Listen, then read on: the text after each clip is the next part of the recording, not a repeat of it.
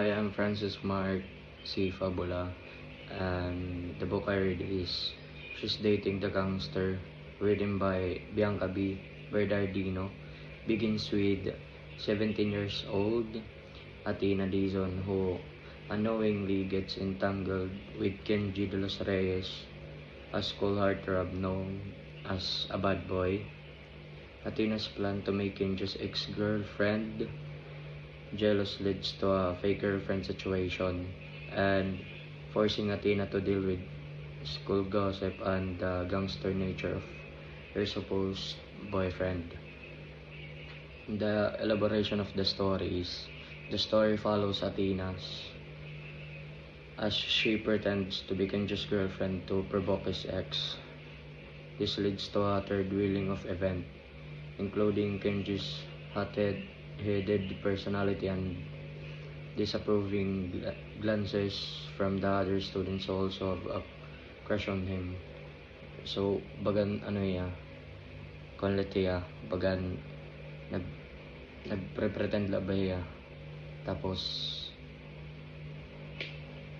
after na may bagan konla ang story, hanti kang bagan konlaya niya. Like, literal nga nagpapanggapla kay nagistoryad to hera nga bagan gimperet la di gimperet la gyap da mahiya han ato ni Kenji nga maging English kumbaga kung maging moya ba. Tapos ang mga characters adto Kenji nga Athena.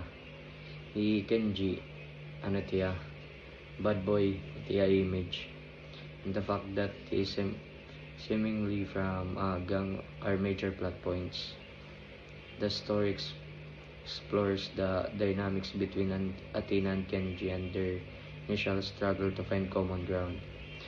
Tapos sana may Athena. Athena's initial purpose of the fake relationship is revealed to be a way to make Kenji's ex-girlfriend jealous. The story then into whether this deception will lead to more complications or if Athena and Kenji might actually develop genuinely feelings for each other. So, baganan anti kang kwanlera nagpapanggap tapos nga na natuloy na ba na bagan naging hera na kay daranera pagpanggap nagkonera bagan na fall na isa't isa. Tapos amit nga kinokorean na to Athena han sitwasyon kay nafo-fall na iya. Tapos amugyap ngay ani Kenji na tatabo na fo-fall na ngayon damatiyad to. Tapos amot nga baga nag-away hera. Tapos pag-away ni hera natabo han palusad na tan stairs. Naging kuan hera, naging baga amin nga bagan dere na nira kaya.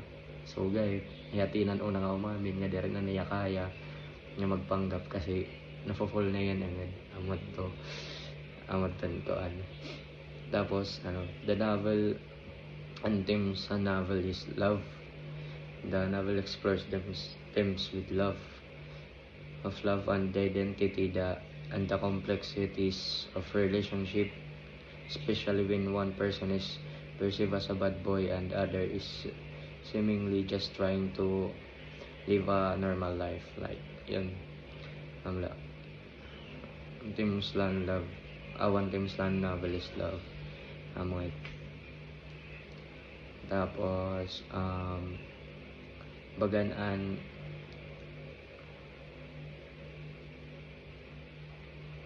plot lahan handbook is it's about a girl who acted as a fake girlfriend to a boy so that the boy would get his ex-girlfriend back.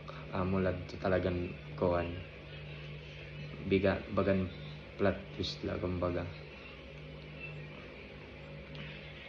Tapos bagan ang message han koan han book is and she's dating the gangster claims that we are helpless at the whims of time and love and yet challenges its character to seize it when they can. Tapos, an overview, and ang book is Athena Dizon sa ang bagan hiya bagan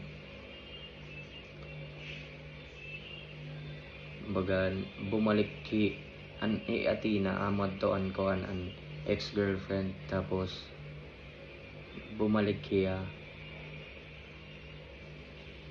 bagan bumalik la hiya kan bagan bagan bumalik la hiya darani niya sakit kan Kenji amad, tas Kenji naman na broken adto kay bumalik kay mas daran sakit la amo tapos nagiinoro doon that time Kenji daran ko an natabo amad to.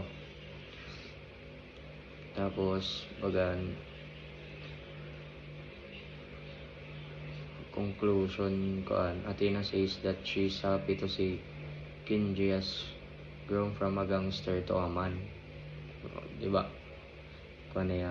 Gangster ya, tapos naging lalaki, bagan napanindigan na niya pagiging lalaki, and to a father kay nagkanak gyapad to pero niya anak bagan naging hate ya daran ex niya tatay ni Kenji na amon. Tapos she remembered seeing him take care of Kenneth, which is si Kenneth amad to nan anak. Athena says to him she is so happy, and then expresses she is tired. She dies in his arms, but Kenneth never leaves her side and stays with her.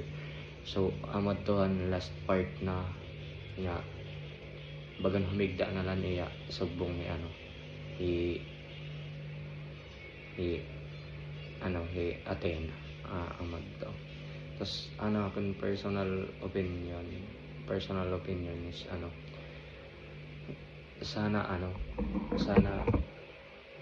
sana nagkamayadaan na to herahin ko in ang story dapat ang book dapat diri na to hera dapat nagbulag amat kay ngaduha ang ex nga ni Athena nga duha may sakit samot baga naging kwan lang niya an iya story ang book.